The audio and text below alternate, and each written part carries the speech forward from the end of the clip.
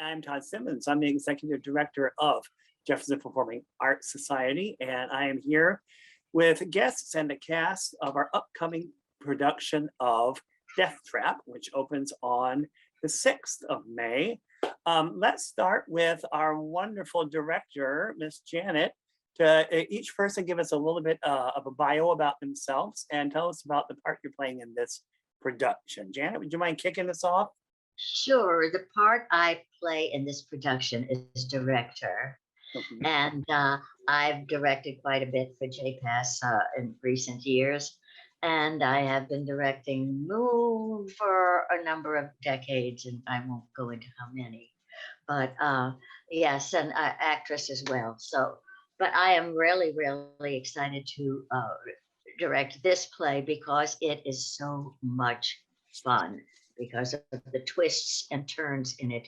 And I don't want to give too much away, but I can say that much of the joy is working with these two fine actors that are with us today, David Haydel and Markis Blackwell. And I would like to turn my spot over to one of them.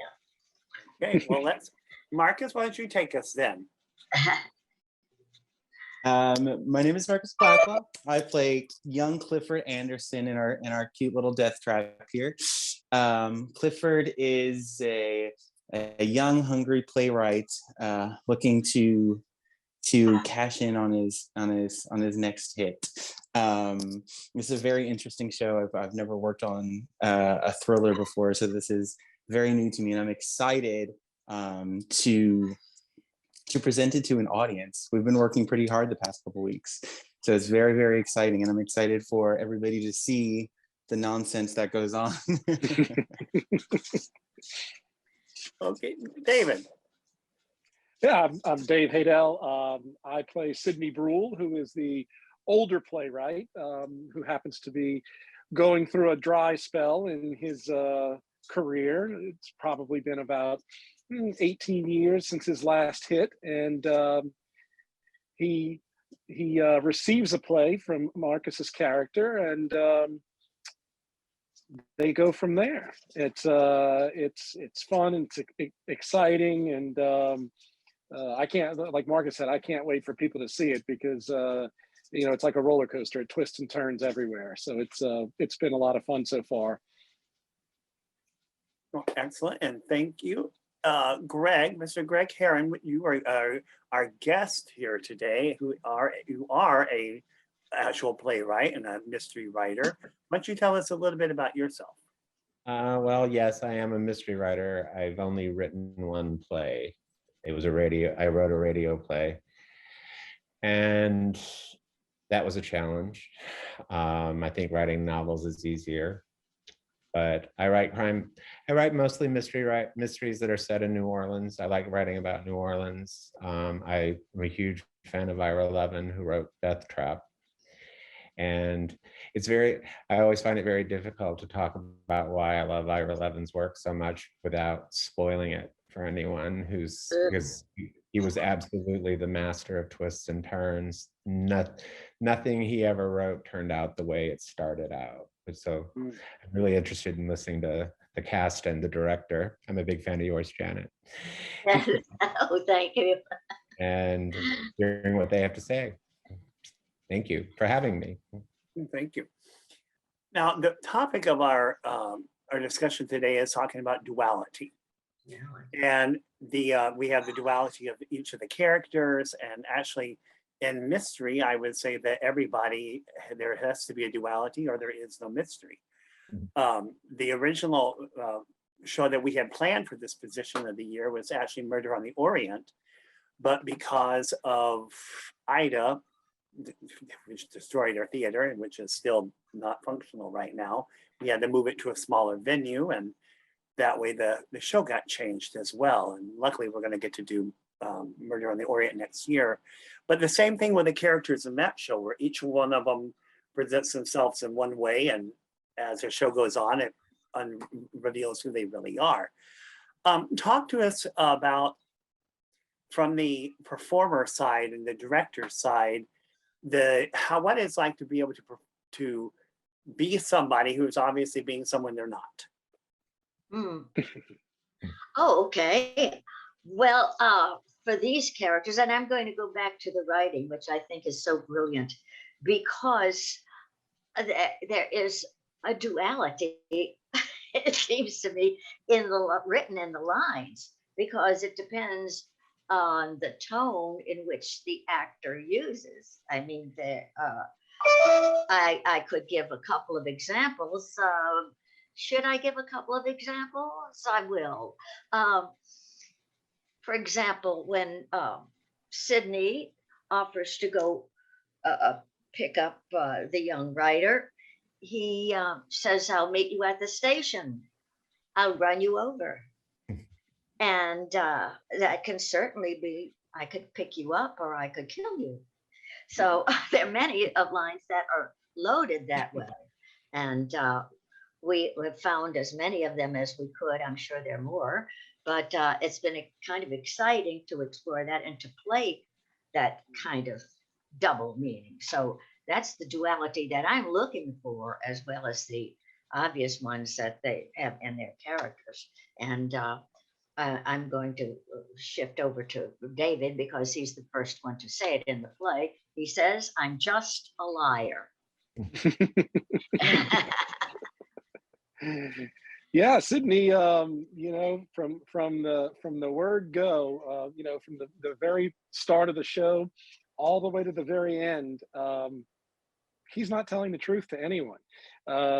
He's just a self-proclaimed liar. And like Janet said, with some of his lines, where specifically that one, "I'll run you over," there's several of them like that throughout the whole show. And not only is this a thriller, but it's also a comedy. So being able to find those little spots like that, it kind of adds another level of humor to the show, which the show is actually really funny too. So I think people might be surprised by that. Hmm. Marcus, how about you jump on that too? I think that the most interesting part of duality in this show specifically is that you, even as the actor, you don't know which character to truly trust. Can you trust your own character from this facade that they're putting on, or how they reveal themselves to be? The most truthful characters in this show are a lawyer and a psychic, and even then, you don't know whether, you know what I mean, you can trust this persona that they're putting on.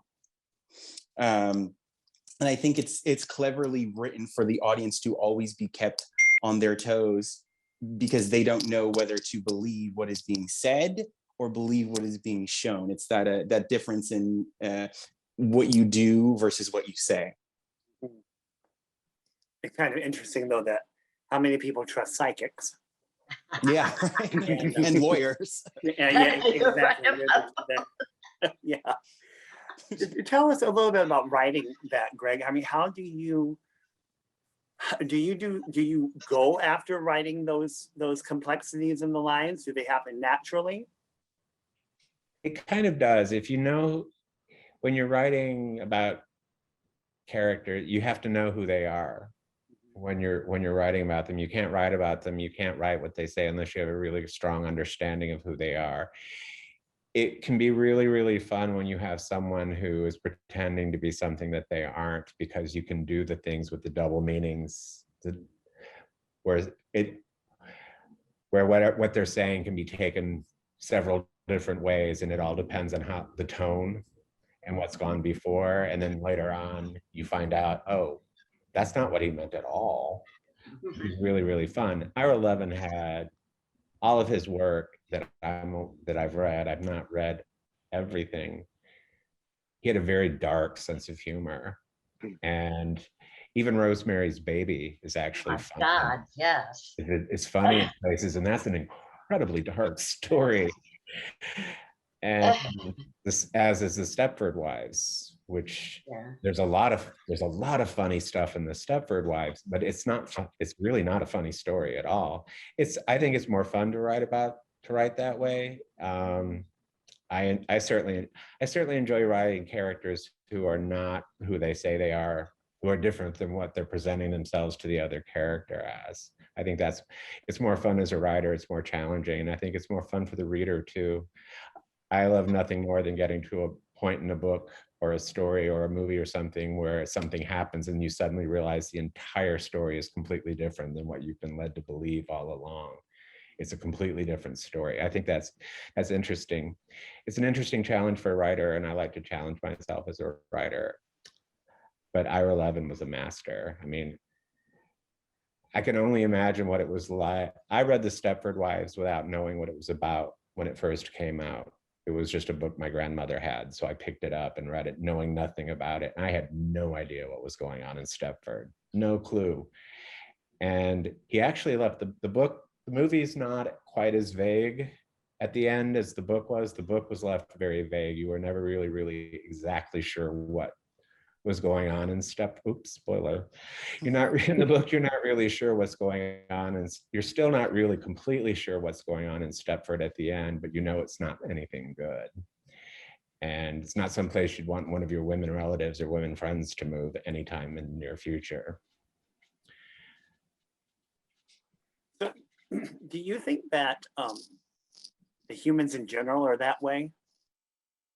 There's something I read not too long ago was that nobody knows the you that you think you are. I believe that is true. You can't really know. You never really can. You never can fully, truly, completely understand another person because you haven't lived their experience. Every single experience, every relationship they've had with other people, everything they've ever gone through, every job they've ever had. You think you know. We all think we know people really well. I've been with my partner for 26 years and he still surprises me. Like, well, where did that come from? You can never really know anyone unless you're inside their actual head, which I imagine, I would really love to hear from people, from actors who had no idea what Deathtrap was about, were cast in it and read the play for the first time. That would be really interesting to see, because I would imagine, I'm not an actor, so I don't know, but I would imagine when you start reading a script, you start, and you know which character you're playing, you start creating the character in your head based on what you're reading in the story. And in something like Deathtrap, you turn the page and, oh my God, everything that I had just was preparing is completely different, and I have to start over. I would imagine that would be amazingly challenging for an actor. Well, that's a good question. Let's put that out there. Well, you know, I think Go ahead, Jack.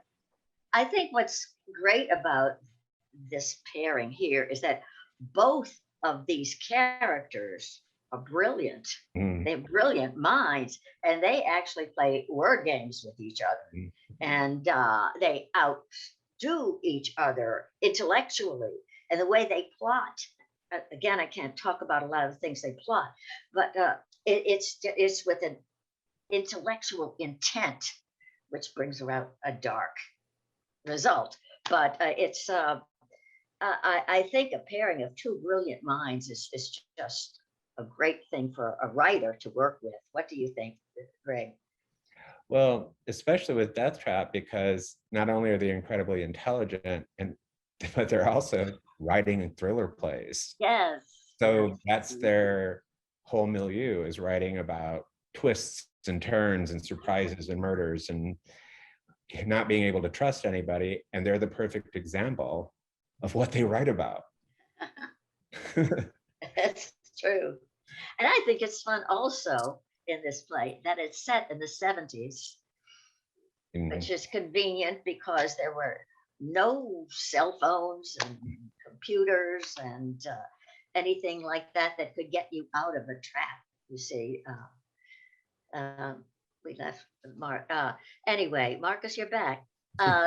So they had to just live by their wits, and I think that's great too. Plus the names, the references. I love Felix Frankfurter. I just think that's a wonderful name to throw in there. So yeah, I think that the period that it's written in is fun too for them to play. That's for Dave and Markis. Let's ask that question about what was it like the first time you read the script? I know that my first time reading the script, I've never even heard of this play before this. And diving into it, I initially had these ideas of Clifford and who I thought he was and who I thought he could be. And by the end, it was like I had to throw all of that out the window because you have all these plot twists that came in that was like, okay, so this man is not who I thought he was. And then in rehearsals, you sort of learn how when he says these things, they have these hidden meanings. And you have to think of the plot twists that come later in order to inform how this character is doing things earlier in the play. And I thought it was very challenging, but it also made it pushed me to make Clifford very three-dimensional, and plant all these ideas in my head and these choices that were really fun to play with. Dave? Yeah, I was familiar with the play, but it had been a long time since I had actually read it through and through. And Sidney, the character that I play, he's a master manipulator. And back to what Markis said, in the beginning, you're thinking you want to play it a certain way, and then you turn the page and it's, oh wait, I can't play it that way because down the road I have to do this. So it's been a work in progress to get the character right where he needs to be, to portray who he needs to be at the right time, if that makes sense. So I believe it has the record, the longest running play on Broadway. Is that correct? What is it like playing characters in a show that has been run for so long, that has such a reputation, that has such a history? Wow, it's I want to make sure we longest running give, comedy thriller. Yeah, for me, I really want to make sure that that I give Sidney all the work that he needs to do all the things that he does. It's really hard for me to give an explanation because every explanation I could give would be a spoiler. So it's kind of tough. I think that the biggest challenge for me was trying to find a way to make it fresh and make it different than what people might have seen before. You have people like Victor Garber who has played this role, and it's like, how do I take what is in the play but make it into something that people would be interested in? And because it has run so long, it's like, how can I keep their interest now and their interest in me playing this character that is prolific? Janet? Yes.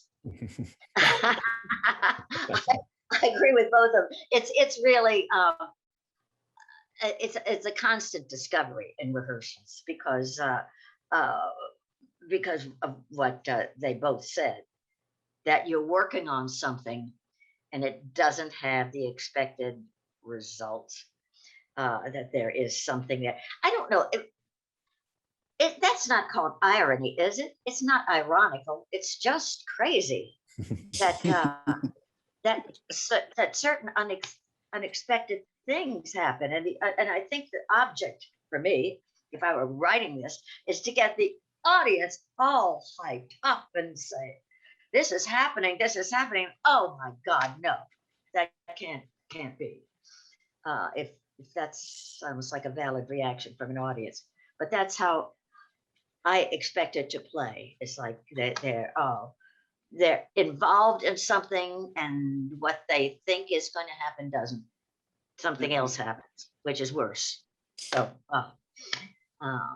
yeah, that's how we're unfolding it as we rehearse, and we've found a lot of these moments, and we're still finding more. Greg, is that how you write it? It's challenging when you're writing it. in the same way that it would be challenging to perform it, I would imagine when you know what's going to happen, because when I'm writing something, I know what's going to happen. I know who the bad guys are. I know who the good guys are. I know who's pretending and who's not pretending. And I'm always afraid that I'm going to give away too much too early. I'm always afraid that, oh, you just made that so obvious. They're going to pick it up right there, and there's not going to be this big, huge surprise you have planned in chapter 9. And I agonize over that. It's very, very difficult. There are a lot of writers who are very, very good at that. I try to read as much as I possibly can. I remember that when I saw Deathtrap, I didn't see it on Broadway. I saw it as a college production when I was in college, and I knew what the surprises were going to be because I'd already seen the movie. So I knew what was going to happen, but it was fun because the vast majority of people in the audience had no idea what was going on. And so I was able to experience it along with them as they were experiencing it for the first time. It's like, oh yeah, I remember gasping then too, or the pullback and the laughs and things. It's a really amazing play. I wish now that I'd had the opportunity. I met Marion Selby several years ago when she was at the Tennessee Williams Festival, and I knew she'd been in Deathtrap. And now that I'm doing this, I wish I would have asked her more about it, because I believe she actually held the Guinness Book of World Records, the record for most consecutive performances for Deathtrap. I don't think she ever missed a performance in the original run of the show, which was quite extensive. And that's kind of the highlights in her incredibly long and varied career. And I'm really, very sorry. Had I known 10 years ago that I was going to be talking about this, I certainly would have asked her a lot more questions when I met her. Well, any closing words for our Well, audience? I do have some closing words for the Okay. audience. For the audience, Mhm. in spite of everything you've heard and all of the mystery and quirks and all of that, you will leave the theater happy. It ends on a funny note, and you will be happy. Okay, Dave and Markis. I think you have- my go ahead, closing Marcus. words. Oh, thank you. I think my closing words would be to the audience is to don't expect anything. Anything that you expect is going to happen will not. This entire play is a lie. So just come in with an open mind and be ready for absolutely anything. Yeah, I guess my closing words to the audience would be, hold on, because it's going everywhere, and everywhere else you think it's going everywhere else. So just hang on tight and sit back and enjoy it. Greg, you get the last word. Go see the play. It's marvelous. You'll love it. It has a great cast and an amazing director. Indeed. Well, everybody can go get your tickets for this show by going to jpas.org. We open on May 6th, and it runs for 3 weekends, Friday and Saturdays at 7:30, and then on Sundays at 2. So thank you again, everybody, for being here, and we'll see you on stage soon.